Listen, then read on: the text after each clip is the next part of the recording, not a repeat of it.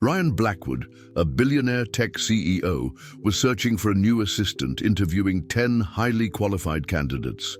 Grace Martinez, 24, a night cleaner and brilliant self-taught learner in the same building, saw a last-minute opening and decided to go for it. On the morning of the interview, her only pair of professional shoes broke, forcing her to go barefoot. Undeterred, Grace arrived on the 40th floor and insisted on the interview. Ryan, with the 9th candidate, was shocked to see a young woman barefoot, but her dignified demeanor made him pause. Grace honestly explained her lack of a degree, but demonstrated a deep understanding of the company through her observation, intriguing Ryan with her unique perspective. But before we reveal what happens, if you also get excited about stories like this, click to subscribe now and help us bring more tales of courage and loyalty. Thank you. And now, let's see what happened. Grace Martinez walked the streets of downtown Chicago at 5 in the morning, carrying a worn backpack and the only dress shoes she owned. The biting cold of July made her breath form small clouds in the air as she watched the city wake up around her. At 24 years old, Grace had learned that life offered no guarantees, only opportunities disguised as challenges. Her routine always started like this: waking up at 4:30, taking a quick shower in the small room she shared with 2 other girls in a boarding house in Pilsen, and walking 40 minutes to the corporate center where she had worked as a night cleaner. For 2 years, her job ended at 6 in the morning, but Grace always arrived early to study in the empty hallways, taking advantage of the free Wi-Fi and the quiet environment. That specific morning, while organizing her cleaning supplies in the storage room on the 40th floor, Grace overheard a heated conversation coming from the main office. She immediately recognized the deep, controlled voice of Ryan Blackwood, the CEO of Blackwood Consulting, the company that occupied the top 3 floors of the building. During her 2 years there, she had observed Ryan from afar, admiring his dedication and the way he commanded meetings, even in the late hours of the night. She cancelled. "How do you cancel an interview at the last minute, Carol?" Ryan's voice sounded tense. "We need someone today, Margaret. The schedule's way too tight for delays." Grace knew about the interviews. For weeks, she had seen elegant and impeccably dressed women waiting in the lobby, all carrying resumes printed on expensive paper and demonstrating a confidence she only dreamed of possessing. She herself had studied the executive assistant position, memorizing every detail of the description published online, even knowing that she would never formally qualify. Her interest in the company had been born out of the need to understand where she worked, but had evolved into a genuine passion for business. During the late hours, while cleaning the meeting rooms, Grace read reports left on the tables, absorbed presentations still open on the computers, and gradually built a detailed understanding of business consulting that rivaled any college course. Grace's life had been a constant series of adaptations since she was 8 years old, when a car accident took her parents away, leaving her in the care of the state. She went through 7 different foster homes, some loving, others merely functional, but in all of them she learned to be observant, adaptable, and determined. At 16, when she completed high school with exemplary grades, she discovered that there were no family resources to finance a university education. Instead of giving in to despair, Grace made a choice that would define her life. If formal education would not come to her, she would pursue knowledge in every possible way. She worked as a babysitter, waitress, telemarketer, and sales promoter, always choosing jobs where she could learn something new. Each experience added a skill to her repertoire: customer service, time management, conflict resolution, multitasking. The cleaning job at the corporate center was strategic. Grace knew that here she would have access to a world that would normally be closed to her. During the nights, she transformed each floor into a private classroom, studying real business. Cases: observing team dynamics through notes left on whiteboards and learning corporate terminology through forgotten documents. On weekends, she frequented the public library, where she devoured books on administration, organizational psychology, and strategic leadership. She watched free webinars from international business schools and took meticulous notes in notebooks. Bought with her savings, she created for herself an informal, structured, and rigorous MBA, guided by an insatiable curiosity and the certainty that knowledge was the only wealth that was truly hers. Her study routine was rigorous: 2 hours before work, 2 hours after, and entire weekends dedicated to learning. Grace had become fluent in English by watching series with subtitles, mastered Excel through online tutorials, and understood complex financial analyses better than many executives who passed through the hallways of the building. The conversation about the cancelled interview echoed in her mind as she finished cleaning the floor. Grace knew every detail of Ryan's schedule. She knew about the urgency of the project with the German multinational that depended on having a competent assistant immediately. She also knew that the other 9 candidates, although qualified on paper, did not understand the specific particularities of the company as she understood. For months, she had observed problems that could be easily solved: the inefficiency in scheduling that created unnecessary conflicts, the waste of resources in poorly organized meetings, the lack of communication between departments that generated costly rework. Grace saw practical solutions to issues that external consulting firms charged fortunes to diagnose. At 6 in the morning, while putting away the cleaning cart, Grace made a decision that would change her life forever. She knew Ryan's hours. She knew he arrived at 7 to review reports before meetings. She also knew the location of each department, the name of each employee, and the specific challenges the company faced. More importantly, Grace deeply believed that competence is not measured by degrees, but by results. She had proven this to herself repeatedly, transforming each humble job into an opportunity for growth and excellence. Now, for the first time in her life, she glimpsed a chance to prove it to someone who could actually make a difference. That morning, walking through the still deserted streets of Chicago, Grace carried more than her usual backpack. She carried 2 years of silent observation, a self-directed education equivalent to any college degree, and a determination forged by every obstacle she had overcome. She didn't yet know how, but she was determined to transform that opportunity lost by someone else into her own chance to shine. The cold wind of the Chicago morning couldn't diminish the warmth of hope growing in her chest. Grace Martinez was about to bet everything on herself, in a move that would challenge not only her own limitations, but the perceptions of a world that often judges the value of people by external labels instead of looking at the real content of their hearts and minds.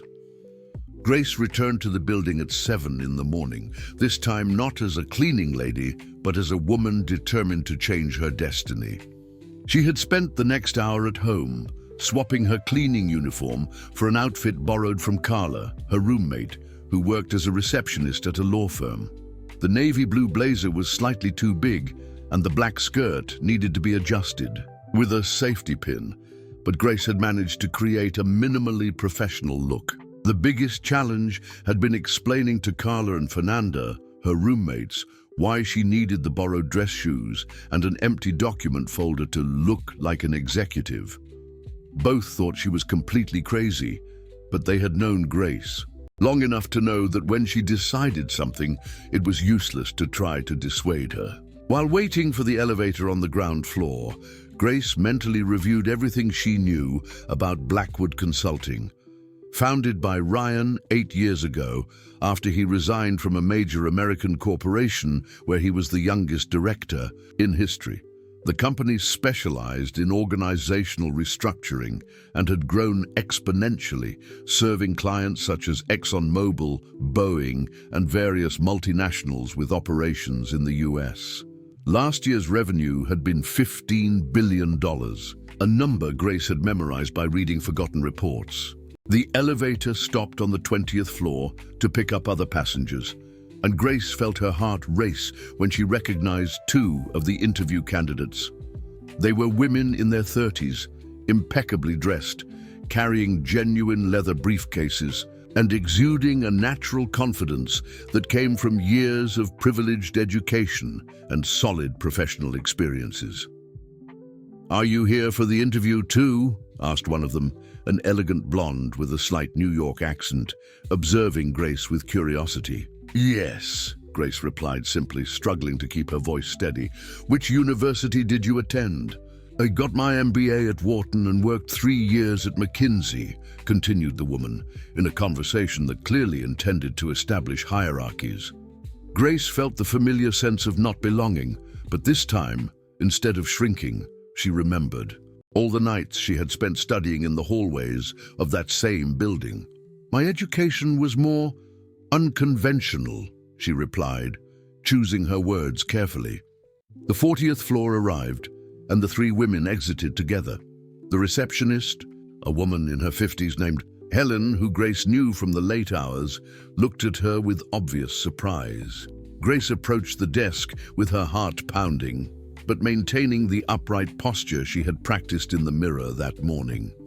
"Good morning, Helen. I'm here for the 8 o'clock interview," said Grace, using the professional tone she had observed in hundreds of interactions during her night work. Helen frowned, consulting the schedule.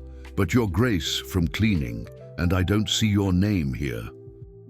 "I'm Grace Martinez, a substitute for the candidate who cancelled yesterday," Grace lied, surprising herself with the firmness of her own voice. "There must have been some problem updating the schedule."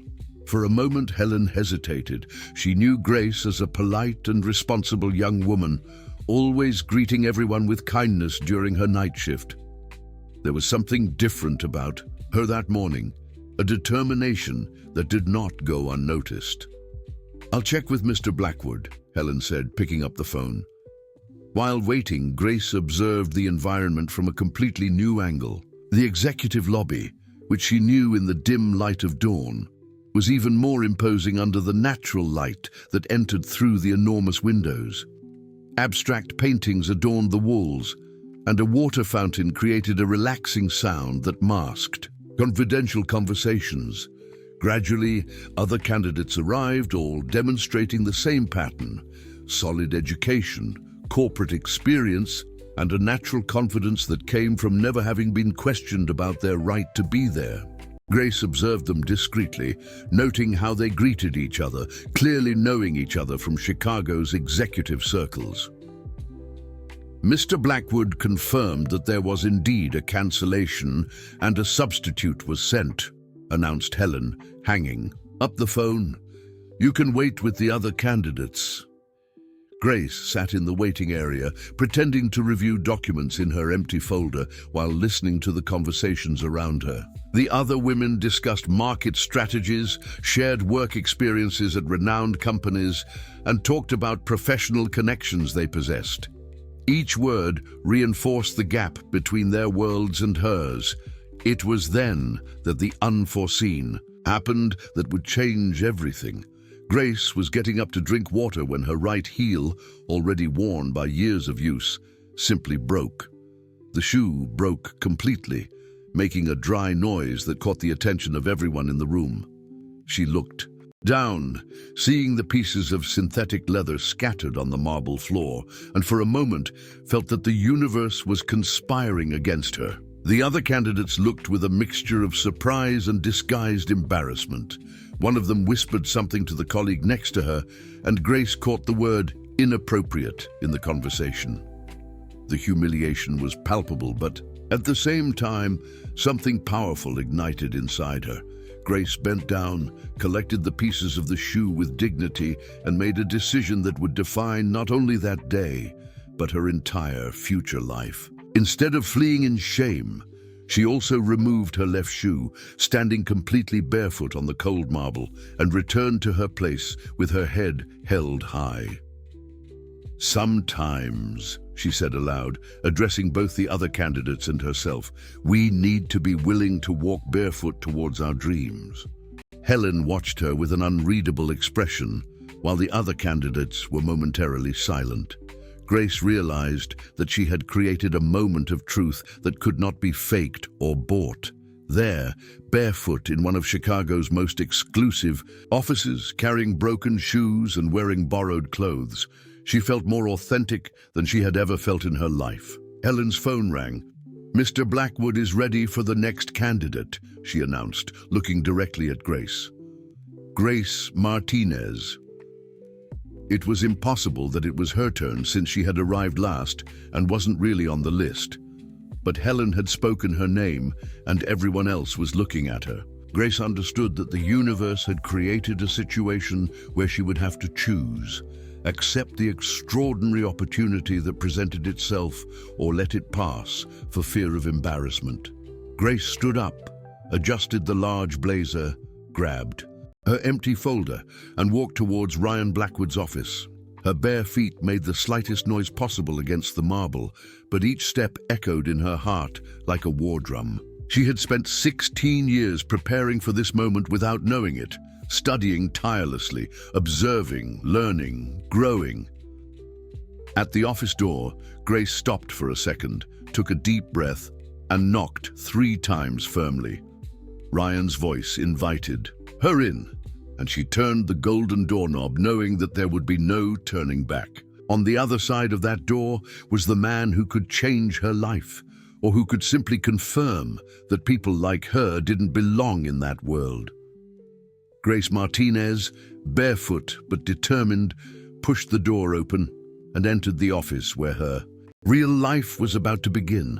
Every emotional scar from her difficult childhood, every late night studying alone, every moment of doubt she had overcome, all converged for those next few minutes that would determine whether courage and competence could finally triumph over privilege and pedigree.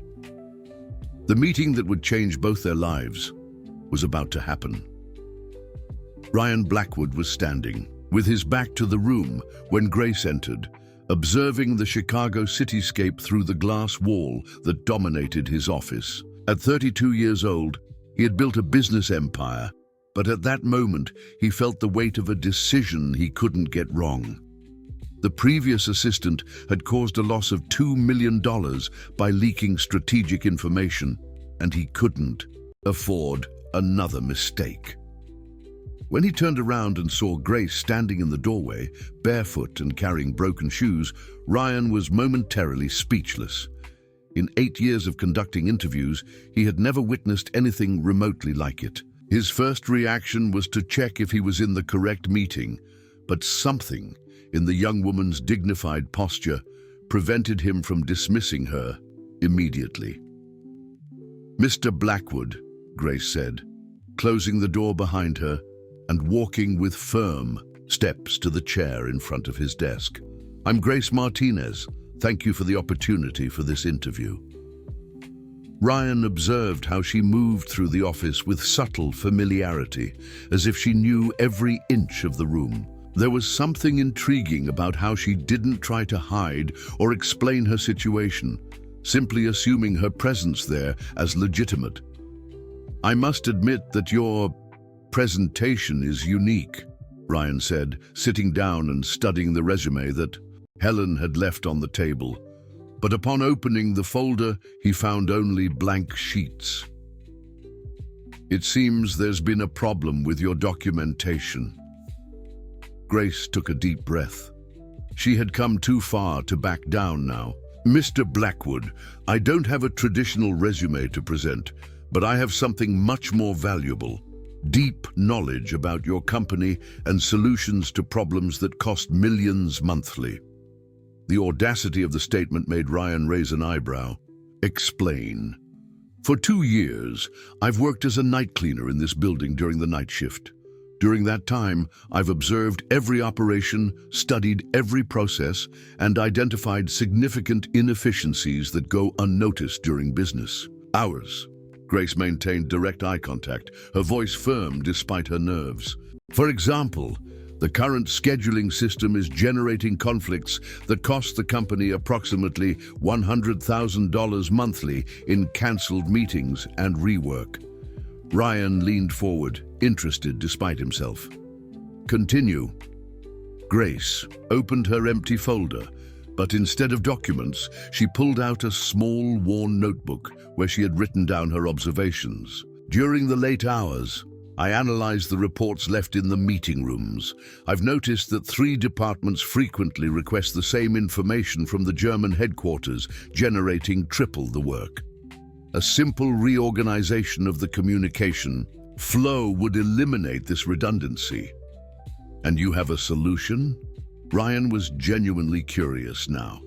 I have several, Grace replied, opening the notebook to a specific page. I've also identified that the physical filing system for international contracts is causing approval delays of up to 15 days. I've observed lawyers searching for documents for hours at night. A strategic digitization would reduce that time to minutes. Ryan was impressed with the level of detail. These were real issues that his executive team had recently discussed in confidential meetings. How does a cleaning lady have access to such specific information? Because for 2 years, while others slept, I studied.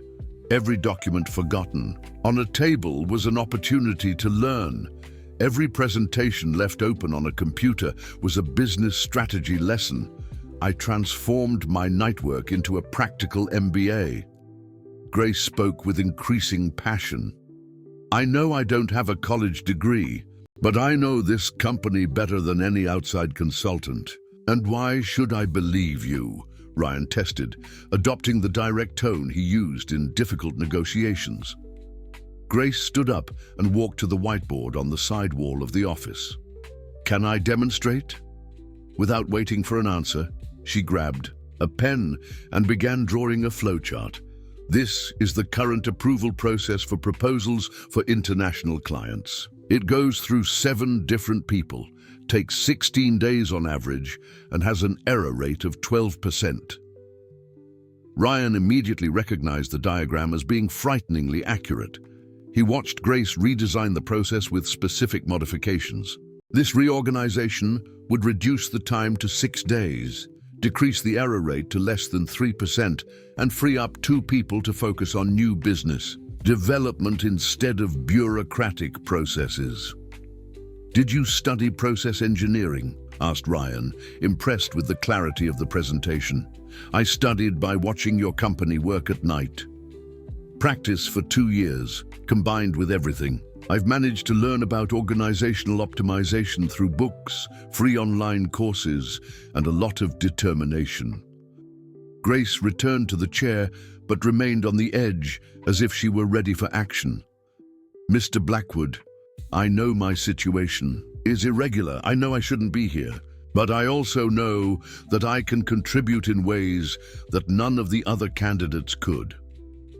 Ryan studied the young woman in front of him. There was something magnetic about her combination of vulnerability and strength. In 30 minutes of conversation, she had demonstrated practical knowledge about the company that rivaled consultants who charged thousands of dollars per hour. Let's do a test, he said, taking a file from the drawer. We have a potential client, a retail chain based in Denver, that is considering our proposal against 2 other international consulting firms. They have a meeting with me next Friday. What would you do to ensure they choose Blackwood? Grace closed her eyes for a moment, organizing her thoughts. When she opened them, there was a new intensity in her gaze. First, I would research not only the company, but the personal history of the decision makers. People buy from people, not from companies. Second, I would identify a specific problem that they don't yet know they have. Something that I've observed to be common in the US. Retail sector during my readings about the market. What problem? Integration between online and offline systems. Most national chains are losing 20% of their potential revenue because they can't adequately track the customer journey between platforms. It's a blind spot that doesn't always appear in superficial diagnoses, but that I've observed to be mentioned repeatedly in case studies.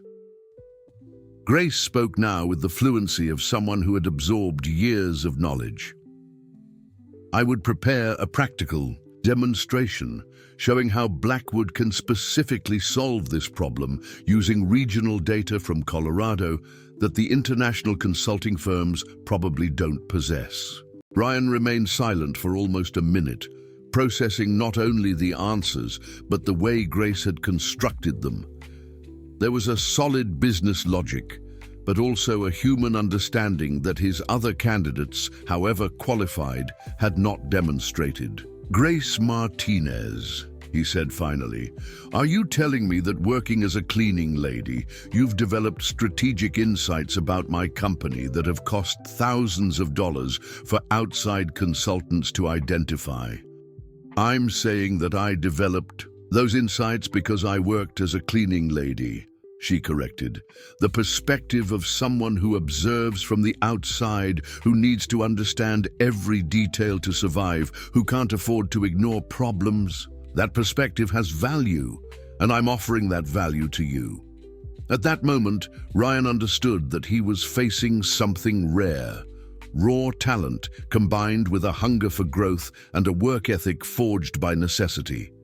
Grace wasn't there asking for an opportunity out of pity or social justice.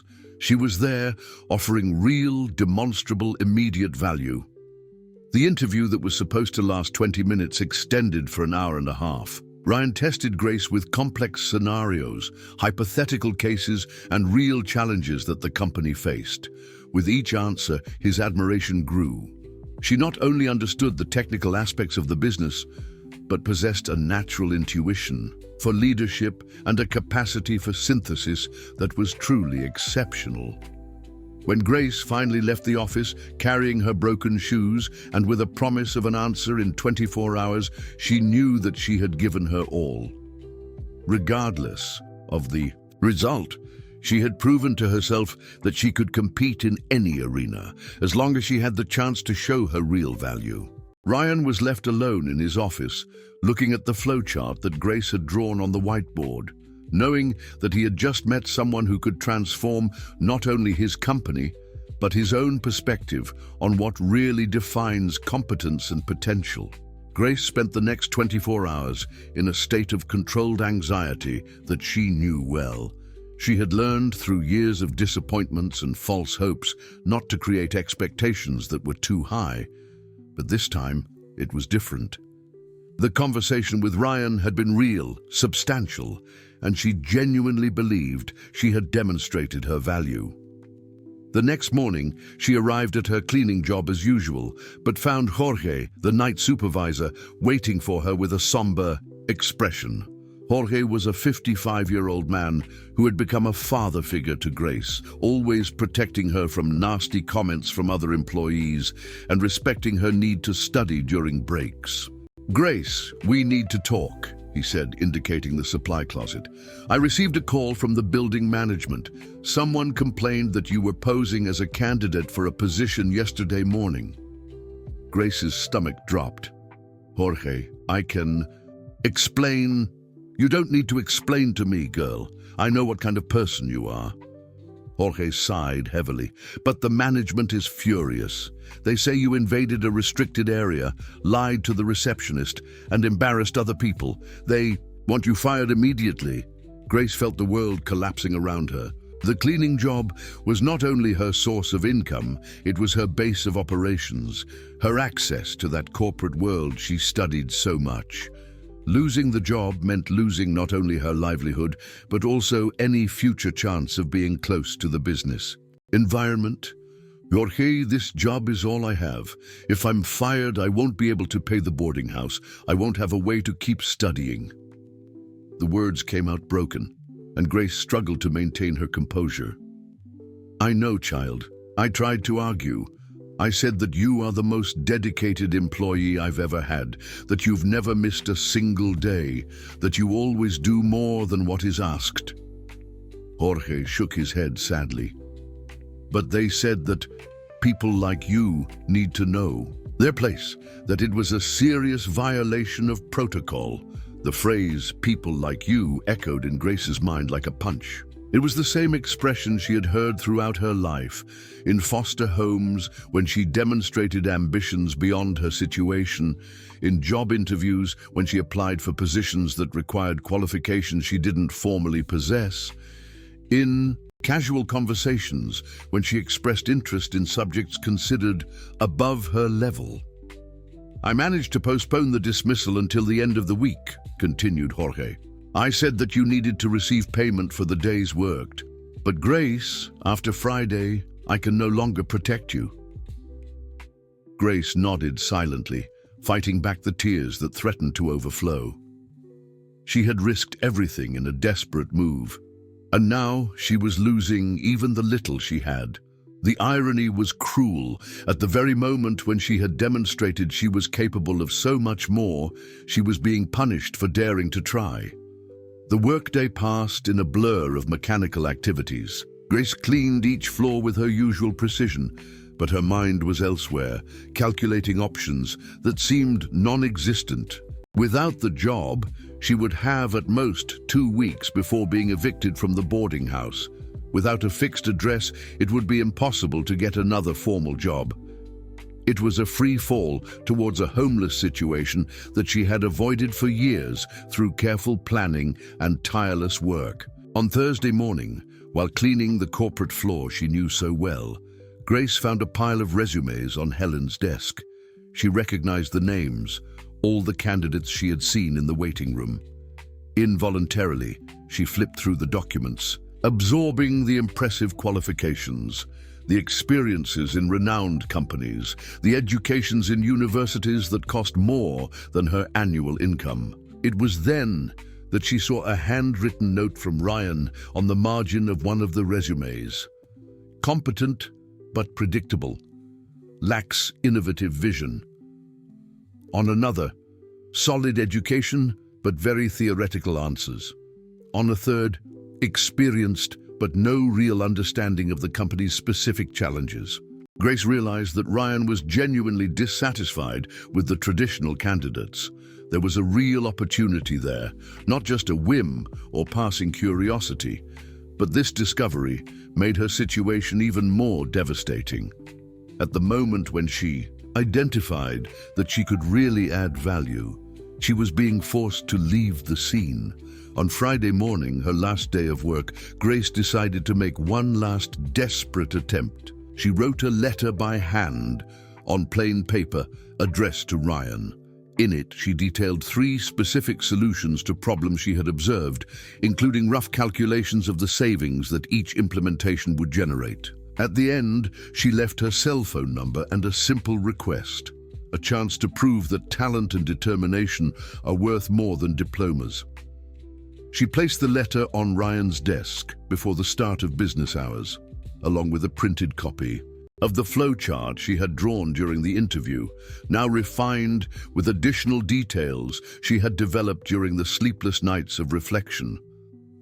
At 6 in the morning, Grace put away her cleaning supplies for the last time. Jorge waited for her at the exit with an envelope containing her last payment and a written recommendation that he had prepared on his own.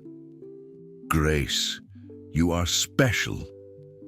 I don't know how, but I'm sure you will find your way," he said, hugging her with paternal affection.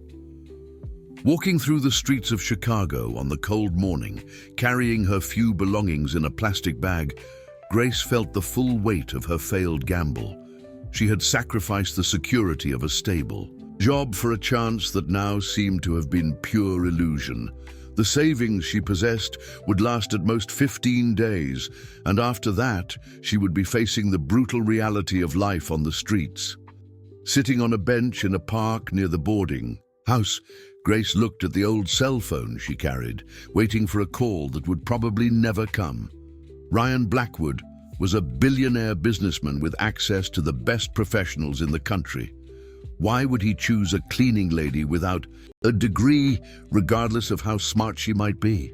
The doubt that she had repressed during the entire interview finally emerged with full force. Maybe all the people who had told her to know her place were right. Maybe her determination was just disguised stubbornness, and her confidence in her abilities just delirium born of desperation. Grace spent the day walking around the city, visiting employment agencies, where her lack of formal qualifications disqualified her for any position beyond basic manual labor. With each no she received, the reality crystallized. She had thrown away a modest but stable life for a dream that now seemed childish and unrealistic. That night, alone in the small room of the boarding house, Grace looked at her reflection in the cracked mirror on the wall. The young woman who had confidently entered Ryan's office 2 days before seemed to have disappeared, replaced by someone who questioned every decision she had made. Maybe it was time to accept that some barriers exist for valid reasons, and that not all determination is enough to overcome them. The phone remained silent, and Grace began to prepare for a reality she hadn't considered. That sometimes risking everything results in losing everything, and that courage is not always rewarded in the way that inspiring stories suggest. On the following Monday, Grace was organizing her few belongings, preparing to leave the boarding house, when her cell phone rang with an unknown number. She hesitated before answering, imagining that it was another job rejection or bill she couldn't pay. "Grace Martinez?" The voice was feminine, mature, with a refined accent that she didn't recognize. "Yes, this is she. My name is Margaret Santos. I'm the HR director at Blackwood Consulting. I need to talk to you urgently. Can you come to the office today at 2 in the afternoon? Grace felt her heart race. "Of course, I'll be there." "Great. Use the main entrance and ask for me at the reception." The phone call lasted less than 2 minutes, but left Grace in a state of shock. She didn't know if it was good news or if Ryan had decided to take legal action against her for trespassing or lying. She spent the next few hours alternating between hope and panic, unable to focus on anything. At 2 o'clock sharp, Grace was in the main lobby of the corporate center, this time wearing her own most presentable clothes, a simple white blouse and black pants that she had bought on sale. She had managed to borrow a pair of shoes from Fernanda, her roommate, who luckily wore the same size. Margaret Santos appeared personally to pick her up, an elegant woman of about 50 years old, with perfectly styled grey hair and a business suit that exuded professionalism. Grace was surprised when Margaret greeted her with genuine cordiality, without any trace of the disdain she expected to receive. "Grace, thank you for coming. Let's talk in my office." During the elevator ride, Margaret asked seemingly casual questions about her work experience, but Grace realized she was being carefully evaluated. Margaret's office was smaller than Ryan's, but equally sophisticated, with a partial view of the city and shelves filled with books on people management. "Grace, I'll be direct," Margaret began, as soon as they sat down. "Ryan told me about your interview. I also know about your work situation and the complications that arose." Grace braced herself for the worst. "Ms. Santos, I can explain." "You don't need to explain. In fact, I'm here to make a proposal." Margaret opened a folder. On the table, "Ryan was impressed with your insights, but also recognizes that there is a gap between your current qualifications and the requirements of the executive assistant position." Grace nodded, feeling the familiar sense of rejection approaching. "Therefore, he has authorized something he has never done before, a 6-month accelerated development program. You would work as a junior assistant with intensive supervision while attending evening courses in administration and corporate English, all paid for by the company." Grace was speechless for a few seconds. I don't understand. Why would he do that?" Margaret smiled for the first time. Because Ryan Blackwood didn't get where he is by ignoring exceptional talent when he finds it. But Grace, I need to be honest about one important thing. Margaret got up and walked to the window. Ryan has a personal history that explains why your story touched him in a particular way. He also came from humble beginnings. His father was a mechanic in a small town in Illinois, and his mother, a seamstress. Ryan got a full scholarship to study business administration, but throughout college he worked the night shift in a warehouse to help his family. Grace absorbed this information with surprise. The Ryan Blackwood she knew was the perfect image of the elite executive, always impeccably dressed, speaking with natural authority about millionaire strategies. She had never imagined that he could have similar origins to hers. He rarely talks about it, continued Margaret, but when he established himself in the corporate world, Ryan made a personal promise. If he ever found someone with real talent being ignored for lack of formal opportunities, he would give that person the chance he himself almost didn't have. "But why are you telling me this?" asked Grace, still processing the revelation.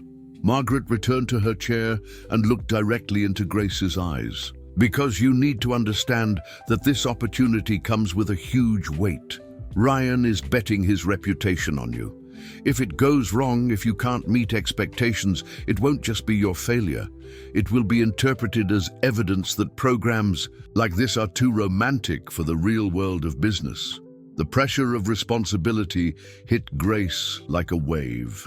She was no longer fighting just for herself, but carrying Ryan's hopes and the possibility of opening doors for other people in similar situations. "There's more," said Margaret, her voice becoming more serious. "The company's executive board did not unanimously approve this decision. 3 of the 5 members voted against it, arguing that it is an unnecessary risk that could damage the company's image. They demanded a strict evaluation clause. If at any time during the 6 months you do not meet the expected standards, the program will be cancelled and you will be terminated immediately." Grace felt the weight of the situation intensify. What exactly are those standards? Margaret opened a detailed document. "You will need to completely master the company's internal systems in 2 weeks. You must be able to schedule complex meetings with international clients without errors. You will have to learn executive protocols, corporate etiquette, and demonstrate fluency in business English in 90 days. Reading the list, Grace realized that she was facing challenges that would normally take years to master. The standards were intentionally high, designed by people who clearly expected her to fail. "And if I don't succeed?" asked Grace, although she already knew the answer. "If you don't succeed, it will be seen as proof that Ryan made a mistake in judgment. This could affect not only this program, but future opportunities he may want to give to other talented people in similar situations." Margaret made a significant pause. "Grace, are you sure you want to accept this responsibility?" Grace looked out the window, seeing the city of Chicago stretching to the horizon. She thought of all the young people like her, brilliant and determined, but trapped in cycles of poverty for lack of opportunities. She thought of Ryan, who had risked his reputation to give her a chance that no one else would. She thought of the possibility of failing publicly, confirming all the prejudices that people had about her place in society. But she also thought of the late nights studying alone, the determination that had sustained her through 16 years of adversity, and the absolute certainty that she possessed the intellectual capacity to succeed as long as she had the opportunity to prove it. "I accept," said Grace, her voice firm despite her trembling hands. "But I have one condition." Margaret raised an eyebrow, clearly not expecting negotiations. "If I fail, I want it to be documented exactly why I failed. If it's for lack of real ability, I accept it. But if it's for obstacles created artificially or by internal sabotage, I want that to be officially recorded." Margaret studied Grace. For a long moment before smiling, Ryan said you were different. Very well, I accept your condition. They signed a temporary contract that would change Grace's life, but also put her under an unforgiving microscope. Each mistake would be amplified, each success minimized, each decision questioned by people who wanted to see her fail. When Grace left the building that afternoon, carrying a folder with study materials and a temporary badge that would give her access to the executive floors, she knew that she had just accepted the most difficult challenge of her life. She had 6 months to prove that talent can overcome pedigree, that determination is worth more than degrees, and that sometimes the most unlikely people are exactly the ones who achieve extraordinary results.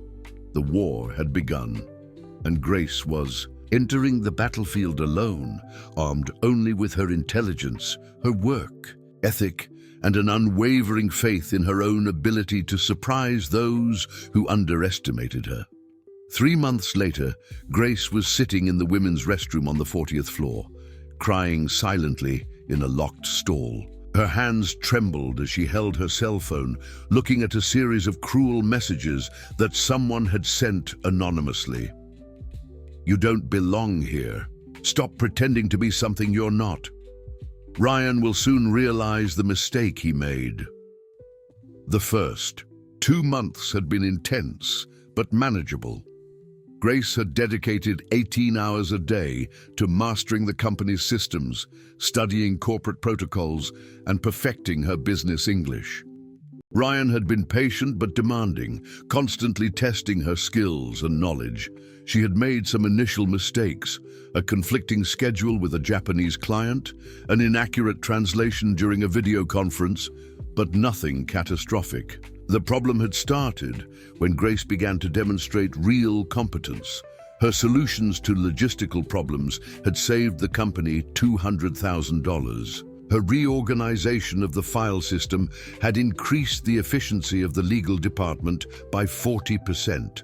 Her client follow-up reports were more detailed and useful than those of senior assistants with years of experience. That's when the sabotage began. First, it was small things. Meetings forgotten to be communicated to her. Important information withheld by colleagues. Invitations to executive lunches that mysteriously didn't reach her. Grace initially thought they were normal misunderstandings of adaptation, but gradually realized that there was an intentional pattern. The situation escalated when Amanda Ferreira, the senior assistant who expected to be promoted to the position, Grace, now temporarily occupied, began a whispered campaign of discredit. Amanda spread comments about Grace not having the proper background to handle confidential information, publicly questioned whether someone without training could really understand the complexities of international business. It's only a matter of time before she makes a mistake that costs millions, Grace had heard Amanda saying to other employees during lunch. Ryan is being naive by mixing charity with business. But the final blow had come that morning. Grace had prepared a crucial presentation for a German client, working all weekend to ensure that every detail was perfect. The meeting was at 10 in the morning, and at 9:50, she discovered that someone had altered the presentation file, introducing strategic errors that would make the proposal look amateurish. There was no time to redo everything. Grace was forced to improvise during the meeting, trying to correct the errors in real time while Ryan watched her with an increasingly tense expression. The German client, clearly confused by the inconsistencies, ended the meeting earlier than planned, promising to reconsider Blackwood's proposal. After the Germans left, Ryan had called Grace for a private conversation. His voice was controlled, but Grace could feel the disappointment. Grace, I can't have this kind of mistake. This account is worth $8 million to the company. Ryan, I prepared this presentation perfectly. Someone altered the file after I saved it. Grace tried to explain, but she knew how it sounded. like excuses from someone trying to evade responsibility. Grace, are you aware of what you're saying? Are you accusing someone on my team of sabotage? The way he said it, with genuine disbelief, made Grace realize how impossible her situation was. She had no concrete evidence, only suspicions. Accusing colleagues without evidence would make her seem paranoid and unstable, but accepting responsibility for something she hadn't done would validate everyone who said she wasn't capable. No, Ryan, I take full responsibility for the error, Grace lied, choosing to protect her credibility instead of defending herself. Now, sitting in that cold bathroom, Grace felt the weight of 3 months of constant struggle. Every day was a battle to prove that she deserved to be there, while others actively worked to see her fail. The loneliness was crushing. She couldn't trust colleagues who saw her presence as a threat. She couldn't complain to Ryan without seeming like she was making drama. And she had no family or friends in that world to offer support. The anonymous messages kept coming. You are a charity project. Ryan is just playing with you. Soon you'll be back cleaning bathrooms where you belong. Each word was a poison that corroded her confidence, making her question not only her abilities, but her basic right to aspire to something better. Grace looked at the mirror above the sink and saw an exhausted version of herself. The last 3 months had been more challenging than all the previous years combined. It wasn't just the work itself, but the constant weight of representing something bigger than herself, of carrying Ryan's expectations and the bets against her success. It was then that the bathroom door opened, and Helen, the receptionist she had known since her cleaning days, entered. Helen looked around, making sure they were alone, before approaching. "Grace, honey, can I talk to you?" Grace came out of the stall, trying to hide that she had been crying. "Hi, Helen. Listen carefully to what I'm going to tell you, and listen closely." Helen spoke in a low voice, but with urgency. "I've worked in this building for 15 years. I've seen a lot. I've heard a lot of conversations. I know exactly what's happening to you." Grace looked at her with renewed attention. "Amanda and 2 others are plotting against you. I saw Amanda messing with the computers after hours last Friday.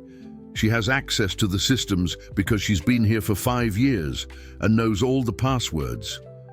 Helen made a significant pause. "But that's not all, Grace. There's something about Ryan you need to know." "What?" "His first assistant, the one who leaked information. She wasn't fired for incompetence. She was fired because Ryan discovered she was being paid by competitors to sabotage company deals. He never got over that betrayal, Grace. He's testing you in ways you can't even imagine." Grace felt like the floor was disappearing under her feet. "What do you mean?" "He's watching not only your work, but how you react to pressure. If you maintain your integrity when attacked, if you can remain loyal, even when it would be easier to give up." Helen gently touched Grace's arm. "Honey, Ryan knows about the sabotage. He's waiting to see how you're going to deal with it." "He knows?" Grace could barely process the information. Ryan Blackwood didn't build a $15 billion company by being naive about internal dynamics. He knows every person on his team. He knows who is loyal and who is too ambitious for their own good. Helen smiled with maternal affection. "You're being tested, Grace, but not in the way you think." At that moment, Grace understood that she had spent 3 months fighting external enemies, while the real test was internal. Her ability to maintain her integrity, her determination, and her confidence in herself even when everything conspired to make her give up. "Helen, why are you helping me?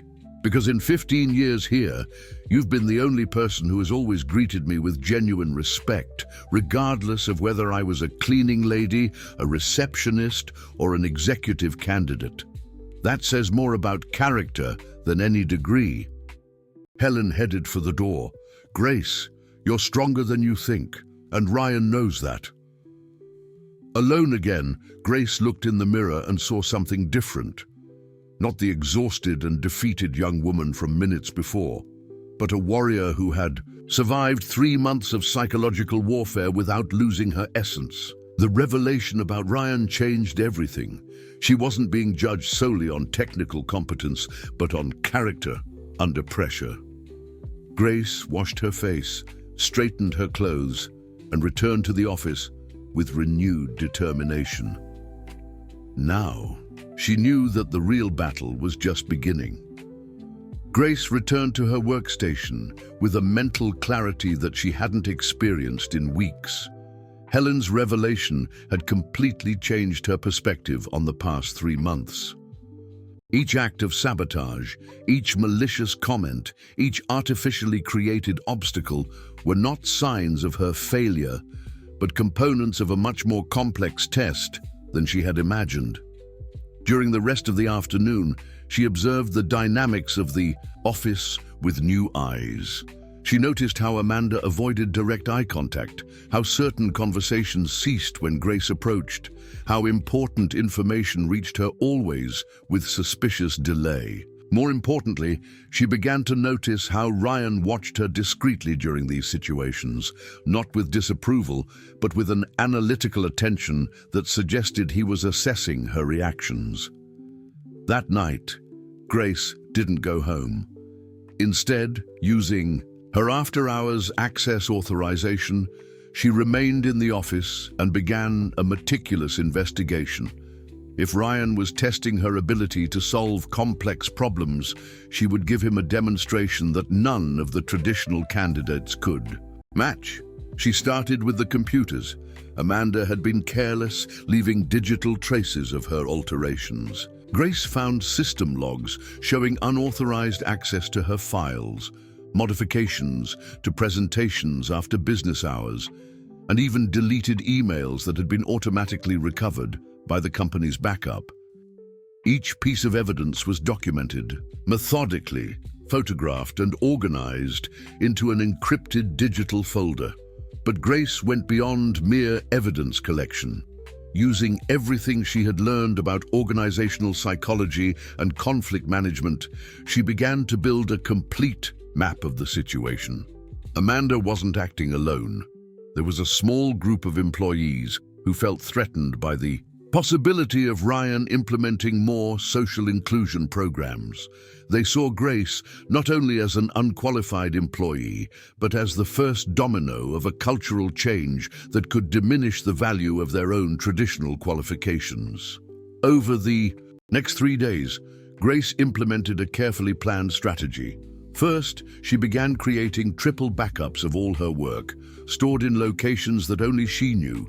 Second, she began documenting all suspicious interactions, creating a timeline of each attempted sabotage.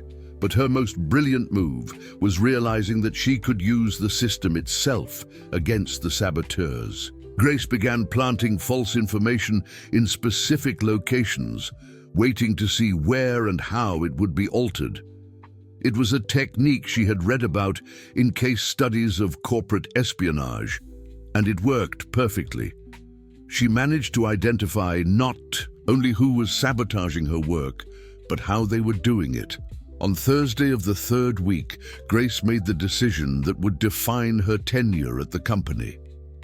During a team meeting, when Amanda once again publicly questioned her ability to handle sensitive information, Grace asked to speak. "Amanda, you're right to question the security of the information," Grace said, her voice calm but firm. "That's why I prepared a detailed report on vulnerabilities in our internal systems." The silence in the room was immediate. Ryan leaned forward, interested. Grace opened her laptop and projected a presentation she had secretly prepared. "I identified 17 unauthorized access points to our systems, including employees using colleagues' passwords, confidential documents being accessed after hours by people without specific authorization, and undocumented changes to important files." Amanda visibly paled as Grace continued. More interestingly, I discovered a systematic pattern of internal sabotage that is costing the company not only money, but credibility with international clients. What kind of sabotage? Asked Ryan, his voice neutral, but his eyes intensely focused. Grace clicked to the next slide, showing system logs with specific timestamps. Unauthorized changes to client presentations, information deliberately omitted in important briefings, and internal communications intercepted and modified before reaching the recipients. The tension in the room was palpable. Amanda tried to interrupt, but Ryan gestured for Grace to continue. I have documented evidence of each incident, including digital identification of those responsible. Grace looked directly at Amanda. The question isn't whether we're facing internal sabotage. The question is what we're going to do about it. Ryan studied the presentation in silence for several minutes. When he finally spoke, his voice had a different, colder quality.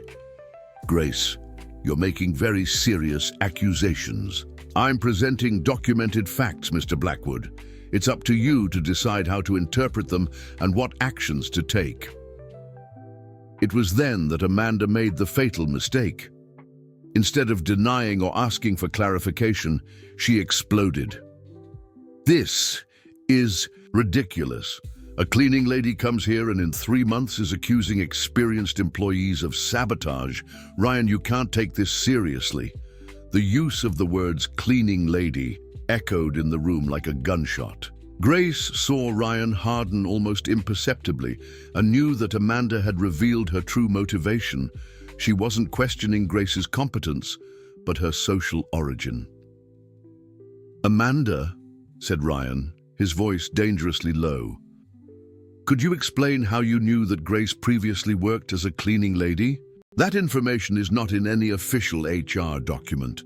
Amanda realized too late that she had incriminated herself. It's general knowledge in the office. Actually, it's not, Ryan interrupted. Only I, Margaret, and Grace know about her previous history, which leads me to question how you obtained that information and how you have been using it. Grace watched the dynamics unfold, realizing that she had reached the crucial moment, not only of her own tenure at the company, but of the validation of everything that Ryan had tried to create with his opportunity program. If she failed at this moment, there would be no second chance, neither for her nor for future people in similar situations. Mr. Blackwood, Grace said, closing her laptop and looking directly into his eyes, I request a private meeting to present my complete analysis of the situation. I believe that the problems we've identified go far beyond personal sabotage. There are structural issues in the company that need to be addressed. Ryan nodded slowly. Margaret, schedule a meeting for tomorrow at 9 in the morning. Just Grace and I. As the meeting dispersed, Grace realized that the next 24 hours would define not only her career, but her entire life. She had one night to prepare the most important presentation of her existence, one that would need to demonstrate not only her technical competence, but her ability to think strategically about issues that affected the entire organization. More than that, she would need to confront Ryan with truths about his own company that he might not want to hear, risking being seen as presumptuous or disrespectful. It was a fine line between demonstrating value and seeming arrogant, between being assertive and being seen as ungrateful. Grace knew that she was about to lay all her cards on the table. Either she would emerge from this meeting as a respected and established executive, or she would walk out the front door, carrying a dismissal that would permanently end her corporate ambitions. The war had lasted 3 months, but the final battle would be fought in the next 24 hours. The next morning, Grace arrived at Ryan's office, carrying an organized folder and a confidence she had built during an entire night of preparation. She had slept only 2 hours, but felt more alert than ever. This would be her only chance to show who she really was. Ryan greeted her with a neutral expression, gesturing for her to sit down. Grace noticed that he had prepared coffee for both of them, a simple gesture that indicated the meeting would be long and substantive. "Grace, you have my full attention. Show me what you've discovered." Grace opened her folder and removed a printed presentation. "Ryan, during these 3 months, I wasn't just learning to be your assistant. I was studying your company in a way that perhaps no one has done before. From the bottom up, observing how executive decisions translate into operational reality." She placed the first document on the table. "What I discovered goes beyond individual sabotage. There is a systemic cultural problem that is costing Blackwood Consulting approximately $3 million annually in inefficiency and turnover." Ryan examined the numbers, immediately recognizing the accuracy of the calculations.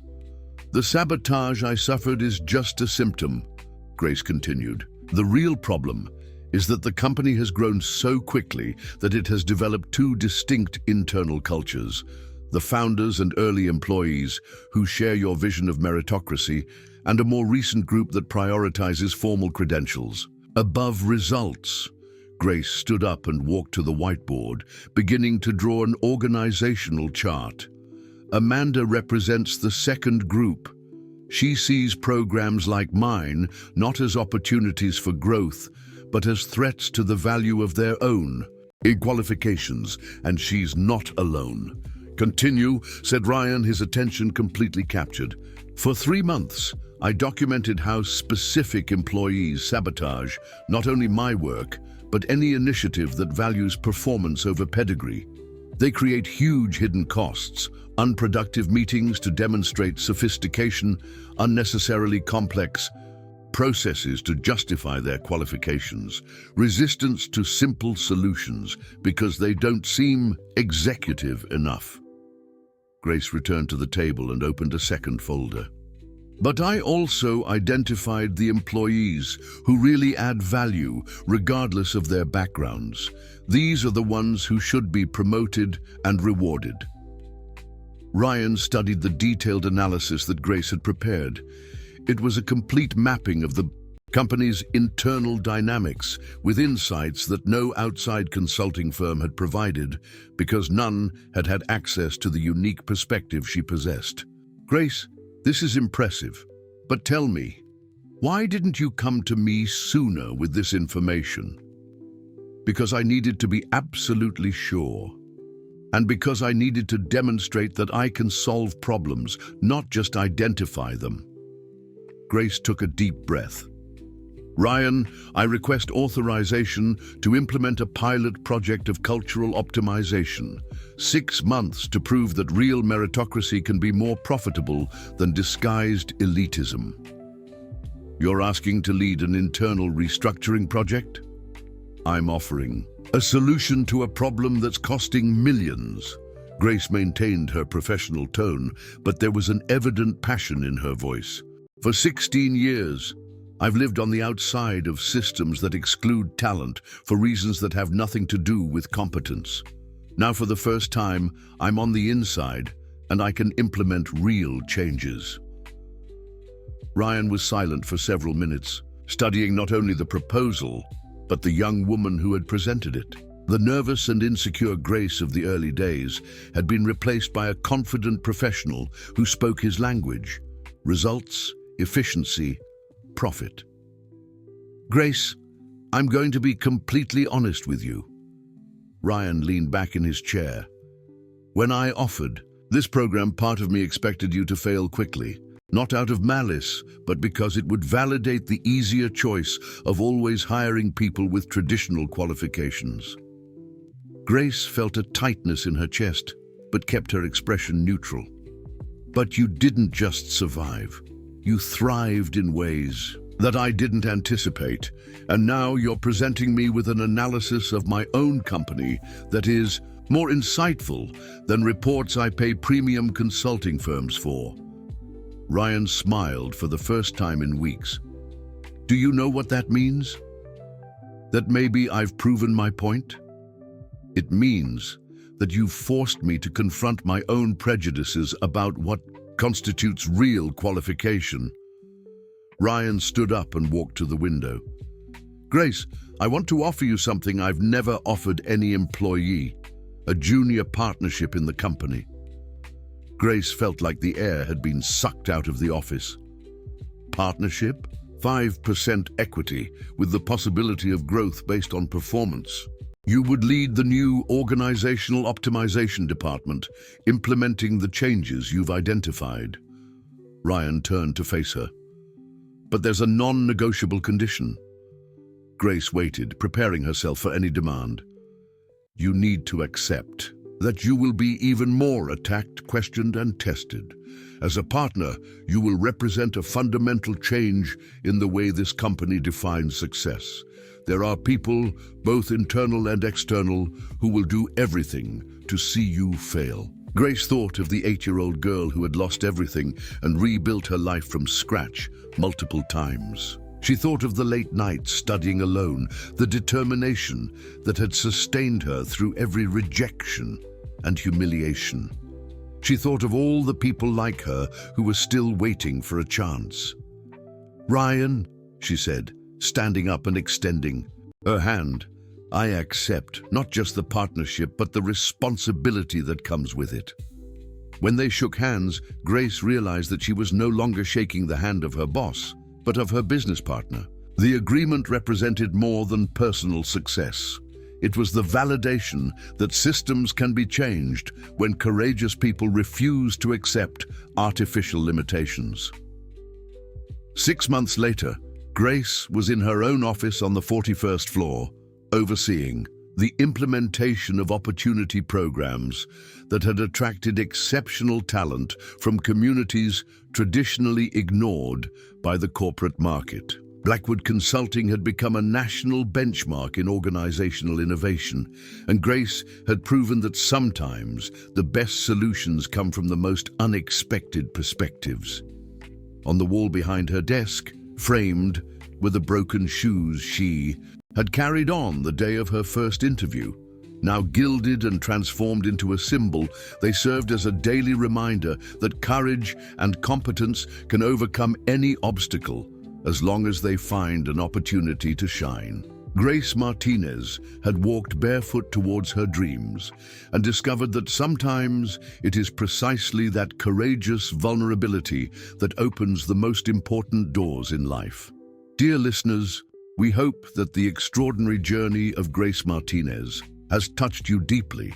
To continue exploring stories of overcoming and determination that transform lives, we have prepared a special selection of equally exciting narratives. You can find this exclusive playlist by clicking on the link to the left of the screen.